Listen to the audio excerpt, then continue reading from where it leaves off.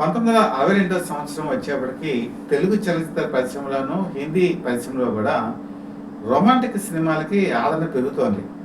అంతవరకు కుటుంబ కథా చిత్రాలు, అలాగే హీరోయిన్ వచ్చేప్పటికి నిండుగా చీర కట్టుకొని ఏడ్చే సన్నివేశాలు ఇలాంటి స్టోరీస్ ఉండేవి. కానీ ప్రత్యేకంగా యూత్ ఈ రొమాంటిక్ సినిమాలను ఆదరించడంతో అలాంటి సినిమాలు రావడం మొదలుపెట్టాయి. 1967లో హిందీలో యాన్ ఈవినింగ్ ప్యారిస్ అని చెప్పి ఒక సినిమా వచ్చింది. షమ్లా టగోర్ ఇందులో ఒక అద్భుతమైన క్యారెక్టర్ వేశారు. షమ్మి కపూర్ హీరో. ప్యారిస్లో తీయటం జరిగింది. చాలా చిత్రీకరణ అంతా కూడా అక్కడే జరిగింది. అందులో బిగినీ డ్రెస్ షమ్లా టగోర్ వేయటంతో హిందీ పరిశ్రమ అంతా కూడా ఆశ్చర్యపోయింది. అద్భుతమైన కలెక్షన్స్ వచ్చాయి. అంటే అంతకుముందు కూడా రొమాంటిక్ సినిమాలు వచ్చాయనుకోండి, ఇది బాగా కలెక్షన్స్ వసూలు చేసింది కాబట్టి చెప్తున్నాను. దాంతో తెలుగు పరిశ్రమలో కూడా ఒక ట్రెండ్ ప్రారంభమైంది. ఏంటి, మనం కూడా రొమాంటిక్ సినిమాలు తీయాలని. దీనికి పరాకాష్ఠగా చెప్పుకుంటే హిందీలో 1973లో బాబీ అనేటువంటి సినిమా వచ్చింది. రిషి కపూర్ మరి డింపుల్ కపాడియా కొన్ని సీన్స్లో ఈ బికినీ డ్రెస్లో కూడా కనిపిస్తుంది. ఆ రోజు కూడా యూత్ ఆ సినిమాని బాగా ఆదరించారు. ఈ రెండు ఉదాహరణలతో అంతకుముందు ఆ తర్వాత కూడా ఈ సినిమాల పరంపర కొనసాగింది. 1963లో లక్షాధికారి అనేటువంటి సినిమాని ఎన్టీ రామారావు హీరోగా తీస్తున్నారు. అందులో హీరోయిన్గా కృష్ణకుమారి. అప్పుడే వాళ్ళకు థాట్ వచ్చింది, ఏంటి ఈ సినిమాలో మనం స్విమ్మింగ్ పూల్లో ఒక డ్రెస్ పెట్టి చేద్దాము కృష్ణకుమార్తో అని చెప్పి వాళ్ళ స్విమ్ సూట్ని ప్రాతిపదికగా చేసుకొని డిజైన్ చేశారు. అప్పటి వరకు మన హిందీ చలనచిత్ర పరిశ్రమలో వేశారు, కానీ తెలుగులో ప్రముఖ హీరోయిన్లు ఎవరు కూడా ఇలాంటి డ్రెస్ వేయలే. దాంతో కృష్ణకుమారి ఎన్టీ రామారావుని సంప్రదించారు. ఏమంటే ఇలా వేయాల్సి వస్తుంది, ఇది ఆక్వర్డ్గా ఉంటుందా, ప్రేక్షకులు యాక్సెప్ట్ చేస్తారా అంటే, పర్వాలేదు హిందీ పరిశ్రమలో ఆదరణ ఉంటుంది కాబట్టి వేస్తే తప్పేంటి అని చెప్పి ఎన్టీ రామారావు చెప్పారు.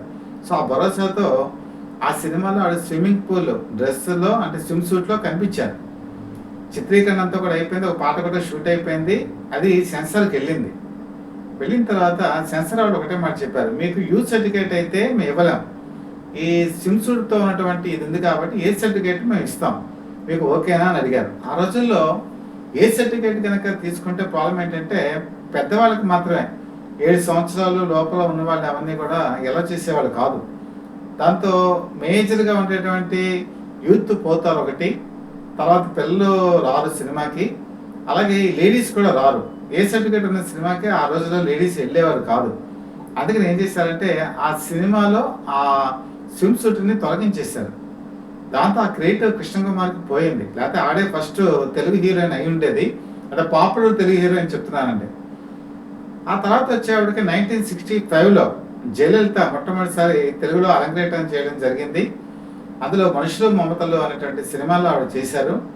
ఈ మనుషులు మమతలు వచ్చేటప్పటికి ప్రత్యేకాత్మ డైరెక్షన్లో వచ్చింది. ఇందులో ఒక సన్నివేశంలో జయలలిత స్విమ్ సూట్లో కనిపిస్తారు అక్కినేని నాగేశ్వరరావు సరసన. ఆ రోజు తెలుగు చలనచిత్ర పరిశ్రమలో ఒక సంచలనం.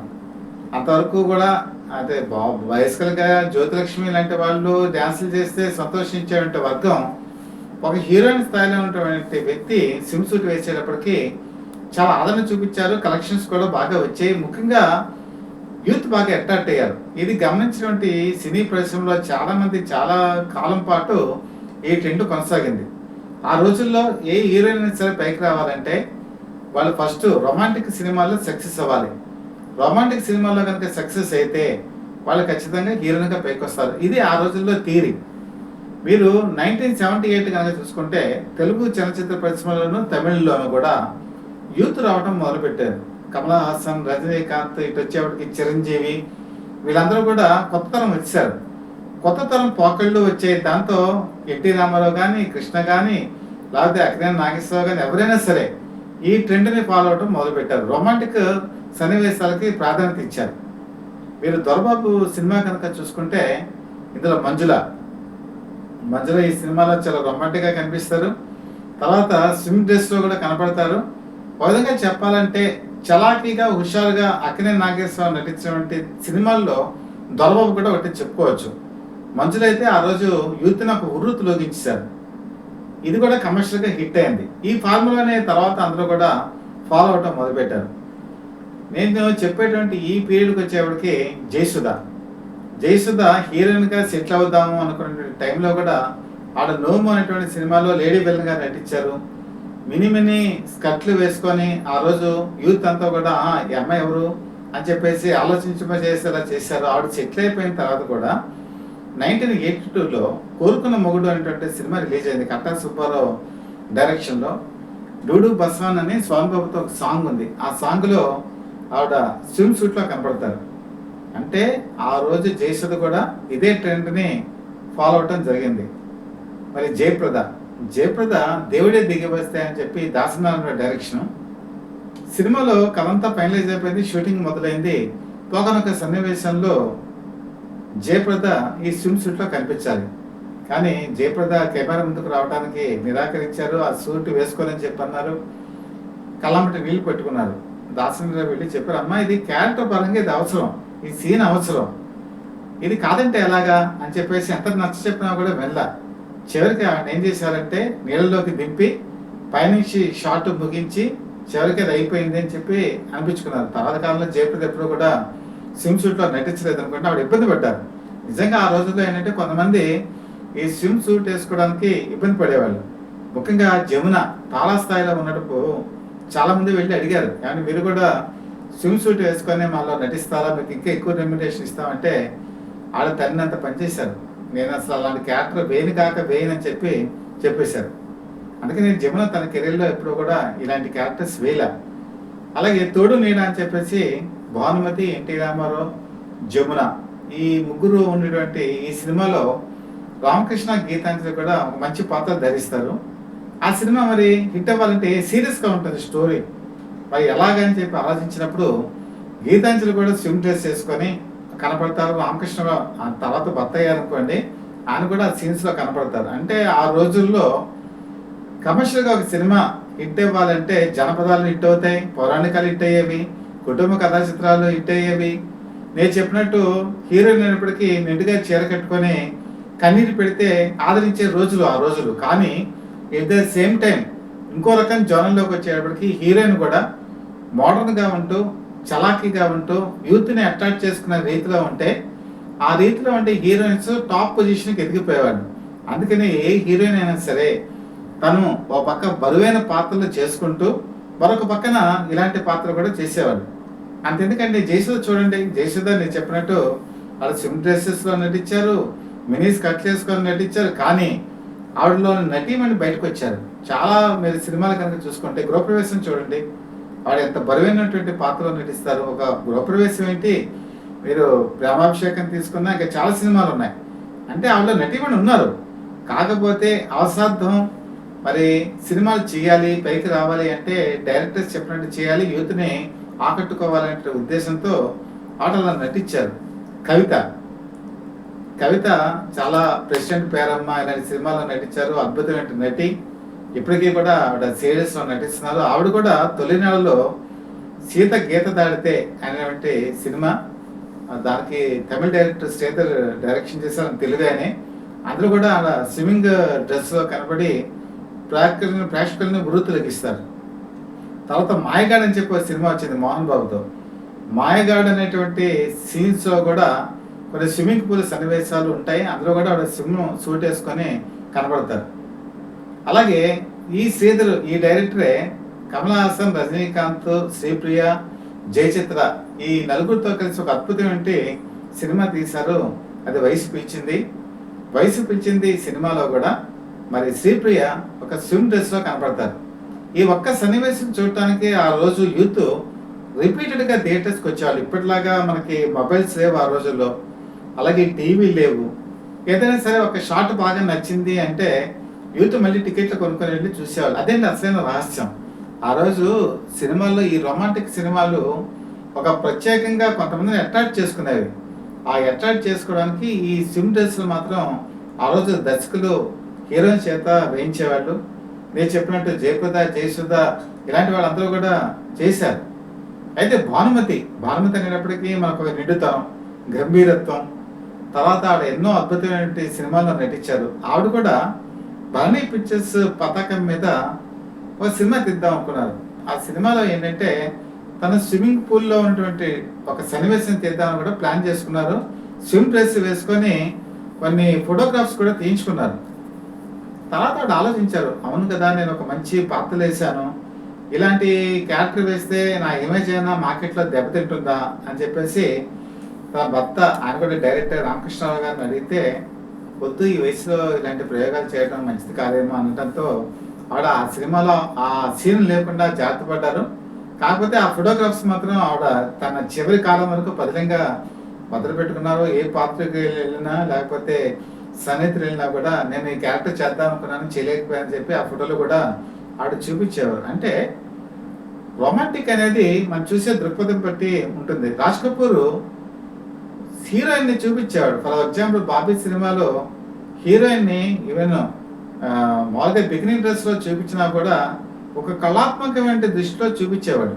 అంటే అసభ్యంగా మనకు అనిపించదు. రామతల్లి గంగామెల్లి తీసుకున్న మందాకిని ఆయన అలాగే చూపించాడు. అలాగే తెలుగు డైరెక్టర్స్ లో కూడా నేను చెప్పినట్టు ప్రత్యేకాత్మ లేకపోతే శ్రీధరు ఇలాంటి వాళ్ళందరూ కూడా హీరోయిన్ ని స్విమ్ సూట్ లో వేసినా కూడా వాళ్ళలో ఒక మంచితనం, ఒక మంచి కళాత్మక విలువలు కనిపించేట్టు చేసేవారు, కానీ అసభ్యంగా ఉండేటట్టు ఎవరు కూడా తీసేవాడు కాదు. అందుకని నటీమణులు కూడా ఆ క్యారెక్టర్ వేయడానికి ఒప్పుకునేవాడు. కళాపరంగా అందులో ఆ సన్నివేశం అవసరము అనుకుంటే ఖచ్చితంగా ఆ సీన్లో నటించి వాళ్ళు మెప్పించేవాళ్ళు. మీకు 1981లో ఒక సినిమా రిలీజ్ అయింది, టిక్ టిక్ టిక్ అని. ఇందులో స్వప్న, మాధవి తర్వాత ఇలాంటి వాళ్ళు నటిస్తారు. రాదు కూడా అందులో అప్పటికే వస్తుంది, ఆ సినిమాలో నటించారు కూడా. ఇందులో మాధవి వచ్చేటప్పటికి బికినీ డ్రెస్ చేస్తారు.